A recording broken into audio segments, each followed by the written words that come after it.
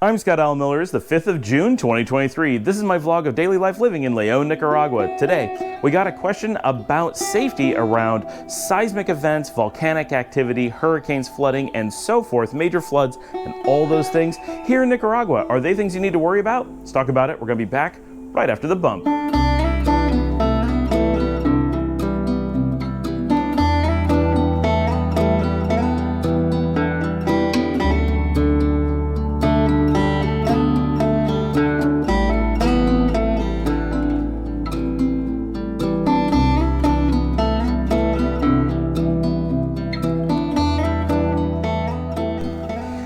Being based in the Ring of Fire, Nicaragua is an incredibly seismic active country, as are the countries around it. We get a bit of volcanic activity in Costa Rica, we still have earthquakes in Panama, and we have all the exact same stuff in Honduras, El Salvador, Guatemala, and of course Mexico. Mexico has really made the news a lot recently because of giant earthquakes really causing some massive havoc up there. And of course Guatemala is famous for its sinkholes that appear sometimes in the middle of the city.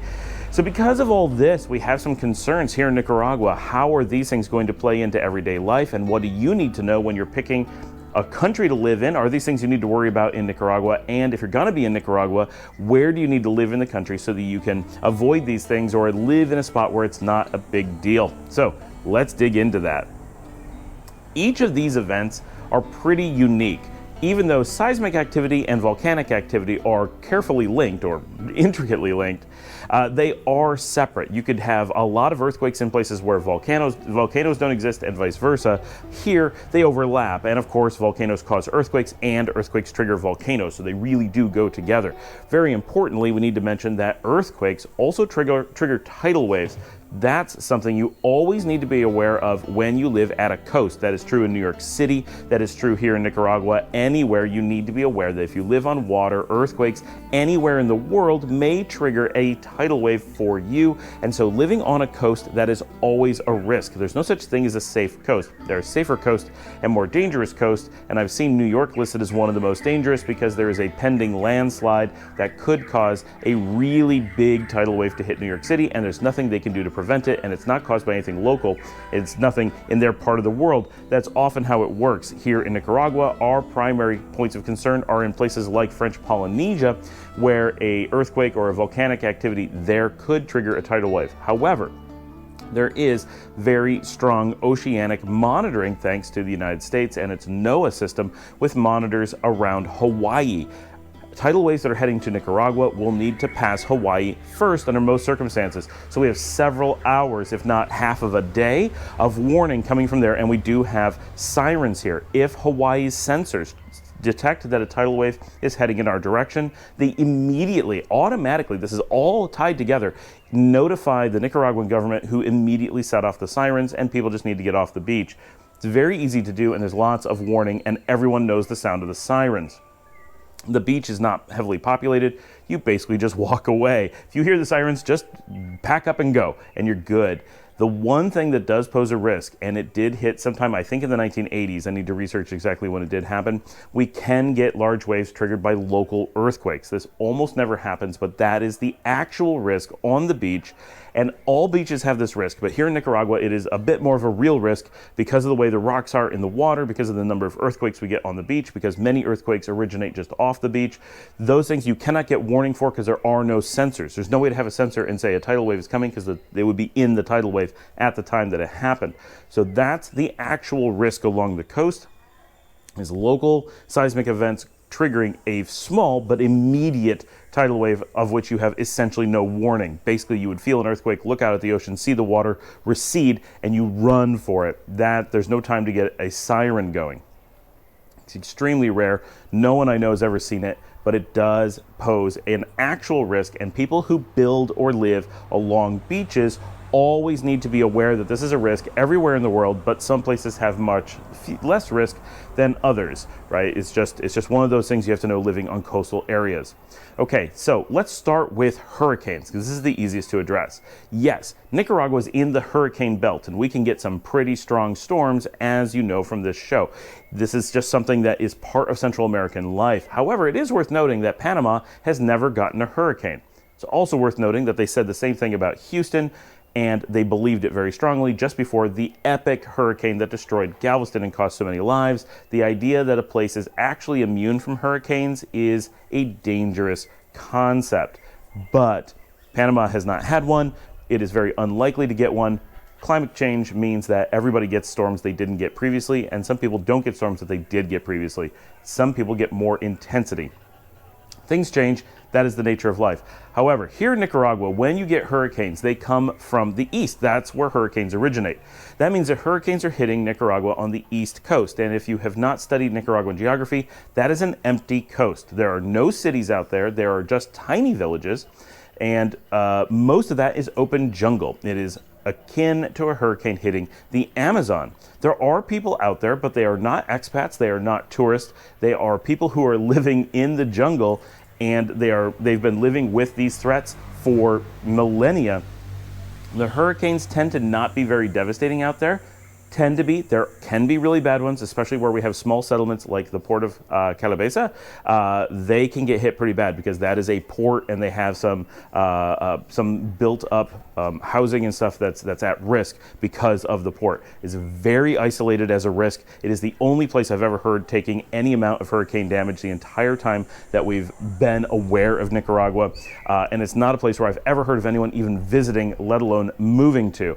So you have to be realistic that we're talking about when the news talks about hurricanes hitting Nicaragua, when you are warned that hurricanes could hit Nicaragua, they're talking about hitting Nicaragua as a country, as a land mass, not hitting the cities where people live, not hitting the beaches where expats might be at. We're talking about remote jungle, and the second largest jungle on Earth. Taking a hurricane doesn't really cause any problems. It's actually a lot of great rain for the jungle in most of the time. You've seen my videos, or you can go back and watch when the hurricanes finally make it to us in populated Nicaragua, or in what we call real Nicaragua, right? This is the region that is actually of the Nicaraguans. Out east is territory of the nation of Nicaragua, but it is not culturally part of Nicaragua. It's not historically the zone known as Nicaragua, kind of like how Puerto Rico or Hawaii are not the United States. From a political and populist standpoint, of course they are. We're not trying to imply they're not, but when we're talking about the cultural zone of the United States, these are places that represent autonomous cultural zones. They are their own countries. They're just not sovereign.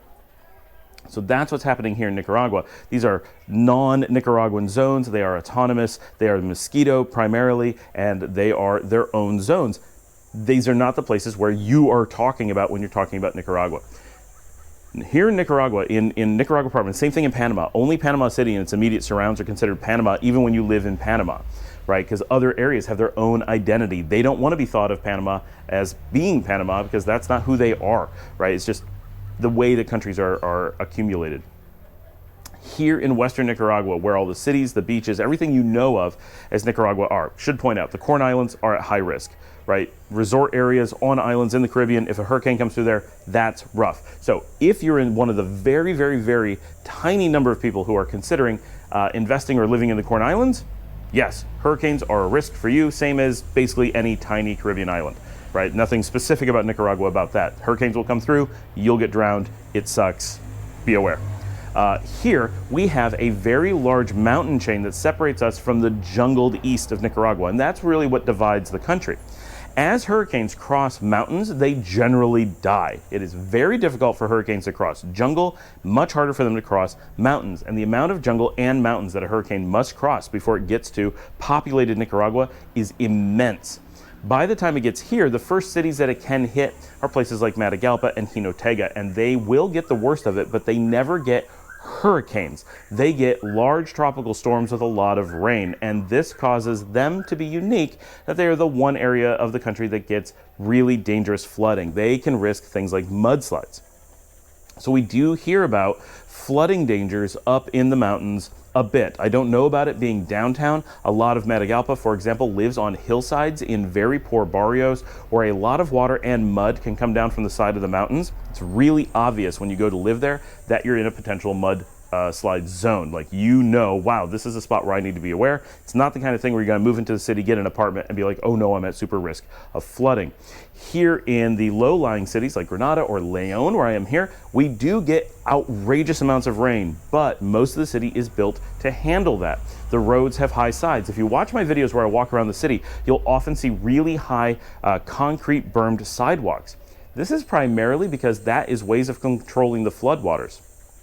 Yes, the cities do flood simply because a lot of rain comes down, but they don't flood in necessarily dangerous ways. You don't go out in flowing water. It doesn't last very long. The city allows it to flow through the streets really, really quickly. It goes down into the rivers carry it away, and it's not a huge deal. We don't end up underwater. It's not like Houston, where dangerous levels of the sea rise into the city. Crocodiles or alligators are swimming through your neighborhoods. It's not like that. It is simply a lot of water rushing through the city, and the city is able to handle more water than could possibly come down in rain. Even if hurricanes drop directly on the city, it would not be a real problem.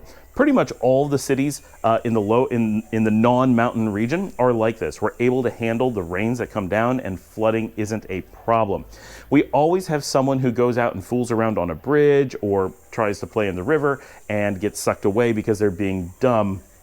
That does happen. There are people who slip and fall into floodwaters because they're out in dangerous conditions. That stuff does happen, but it is rare, and it is not like the flood is taking them. This is someone who's in a dangerous position, and accidents will always happen. So it could just be a busy river, someone plays along the side and they get swept away. In this case, it was raining at the time. So flooding outside of the mountain regions is not something you need to be concerned about, but it is something you need to be aware about as a cultural thing, that suddenly the city will get full of water and you stay home. You stay where you are, or you have a cab take you, someone who knows where they're going and isn't going to drive you into outrageously high water. Don't go out wading through the waters just because, well, Scott said it's safe, I'll just go wade into the floodwaters going through the streets. No, avoid it, but it is not a big deal. It's not something you have to worry about as a homeowner, as a person moving to the city. It is simply part of life that you need to manage around when heavy rains come like that. Yes, there's going to be water flowing through the streets, but that's about it. It's a very different thing than we picture when people warn about floods. The next big concern is earthquakes. And honestly, growing up in a place that had a really big earthquake that caused a lot of damage when I was a child, I find being afraid of earthquakes really strange. I know in California, people are routinely afraid of them, partially because everyone has decided that California is going to break off and float off into the ocean. But in general, earthquakes are not a thing to be afraid of. They don't cause real damage, and you generally know when they're happening because everything shakes and makes noise, and it's just one of those things that sounds really scary, and we make movies about it. But in real life, you don't normally hear people having issues because of earthquakes unless they live in high-rise built cities where the city starts collapsing because of the earthquake. People who live in the country don't care. People who live in villages don't care. It doesn't matter how big the earthquake gets, it doesn't cause that much damage. There are exceptions. The recent earthquake in Turkey in super poor areas did cause a lot of damage. I don't want to downplay that, but in general, right, the normal earthquakes that we talk about are not the kinds of things that are existential threats to your community or to your home. Here in Nicaragua, because earthquakes are an everyday occurrence, right? It's like California. We have earthquakes so often, no one thinks anything of them until we're in the 5s or 6s, and no one worries about them until we're well into the 6s. And even at the highest ones, when it shakes the entire country and everyone knows, and we're setting records for decades and decades, everyone goes, oh, that was interesting. Nobody panics. It's not a big deal. The one thing that happened here, and this is very much worth mentioning, in 1972, there had not been any major earthquakes for as long as anyone could remember, and they built the city of Managua as if it was a city anywhere else. This is high rises and the rapid construction that was going on in the 1950s, 1960s, early 1970s, all over the world. We had the ability to make high rises, we did not have the ability to predict earthquakes, and we didn't know how to build buildings to withstand earthquakes. When the big earthquake, a little over a 6, hit Managua and liquefied the ground under the city came down. This was immensely tragic, but not because it was a giant earthquake. It was a moderate earthquake. It was a city built with absolute disregard for the possibility of there being earthquakes. This caused huge loss of human life, massive displacement of people, although I'm told that the actual devastation from the really bad hurricane in the 80s was actually worse from a human life perspective. Mostly this caused the city of Managua to need to relocate people and rebuild everything with different construction. Today, this is addressed. People don't fear earthquakes in Managua because they are no longer living in high-rises all over the city that are built with no building standards. Everything that is still standing is either new construction built knowing that earthquakes are a risk, and mostly a single-story, two-story buildings that really aren't at earthquake risk, or if they're taller, they are built with earthquake standards and are really of no concern. Some modern construction in the city, like the Rubén Darío National Theater, withstood the earthquake with no problem because it was new quality construction. The ancient cathedral that was in the city took a lot of damage because it was built by people who had no idea how to build for earthquakes and didn't know earthquakes could happen there. So that's a different story. So it's important to understand the context that there's only been this one earthquake that caused any real damage in the country for as long as anyone has been in the country, for hundreds and hundreds of years. One bad earthquake, and it wasn't the earthquake that caused all the problems. We have had earthquakes dramatically stronger than that one since I've been here. And yes, people called around the country to check on each other, but the actual result was that it shook a little bit and a few houses showed cracks. Not one building in the country came down. Not one person was displaced. With a massive earthquake, like a 6.7 or a 6.8 in the last year, right? This is somewhere around the middle of last year, like June, July last year, almost a year ago. We felt it. My kids rolled out of bed and rolled under their bed. They know what to do in the case of an earthquake. We were in downtown Leon. The building shook like crazy. Everything moved. You could hear it everywhere. You knew it was huge. Every alarm went off. But the damage, the risk, all of that was zero. And this is the largest recorded earthquake, or one of the top two in the history of the country. Nothing happened, right? And it happened in the middle of the country. It wasn't like way offshore or anything. This was on land. Really, really shook the country. So the idea that you need to worry about earthquakes is very much not a thing. We are a low-built country. The majority of the country, most expats are going to live in new construction, low-lying buildings, not in the middle of cities with high-rises. If you are going to be in a city, it's going to be like Leon, Granada, where everything's short and you don't have to worry about it. If you're super concerned, you can walk outside, roll under a bed, get in a door archway, whatever. Earthquakes are not a big risk. We had more damage from a much smaller earthquake in upstate New York when I was a kid, and I remember multiple earthquakes when I was a kid in upstate New York. It's not a zone considered at risk for earthquakes, and yet we had rivers disappear, houses split in half, bridges fall down. Some of that was man-made, but we had earthquakes that were natural as well, and the damage was worse because no one planned around it. Here, there's a little bit more planning, really not an issue. So I would, in all honesty, completely disregard earthquakes as a thing to even mention. And it's weird that agencies and like the US government mention it, because I'm not sure what people think earthquakes are going to do to them. It's not actually a thing you have to be afraid of. Anywhere in the world can have an earthquake. Any earthquake in the world can be devastating if it hits just the wrong way. The earth is shaking, it does. There's so much energy involved that it can do any amount of damage. But living in an earthquake-prone zone actually often makes it safer because they're prepared for normal earthquakes, as opposed to other places that get them rarely, but when they do, it's by surprise and no one knows what to do and bad things happen. So from an earthquake perspective, I think we're really, really good. It is as low of a concern as it could possibly be anywhere. It is seriously warm out here today as I do this. It's not so hot, but it's crazy humid because it rained all day yesterday, and I'm in the direct sunlight, so I'm kind of cooking, but I'm loving having the fountain behind me, so that's cool. Our last concern is volcanoes. This is the land of volcanoes. We have so many. Now, of course, El Salvador and Guatemala join us as epic volcanic zones, and Costa Rica has several as well. We're in the middle of Volcano Row, and Mexico has some too. Like, everybody in the region has some volcanoes, and they are active. Don't let anyone pretend that they're not. These are extremely active volcanoes. The idea that a volcano is erupting, spewing something, open lava, is not it could happen. It's a nearly daily occurrence. And honestly, Messiah is open lava every day, right? So we have volcanic activity literally nonstop. There's never been a day that I've been in this country or known of this country that a volcano has not been actively doing something somewhere in the country, and most days it's more than one volcano, and it's quite often many volcanoes. So you need to be aware that this is a volcanic country. You will see them on every horizon. People talk about them all the time. People watch them all the time. But let's talk about their actual risk. What is it you're worried about with a volcano? Of course, if you're living on the edge of a volcano, if you're living on the slopes of Vesuvius, like the city of Naples, and that stratovolcano absolutely explodes, the city is gone, right? That's a real risk. Here in Nicaragua, there are very few populated areas that sit so close to a volcano that they're in a blast zone, right? That's primarily Managua, and it's in a fringe area. Granada is within a blast zone of a volcano that has been extinct since the Halcyon.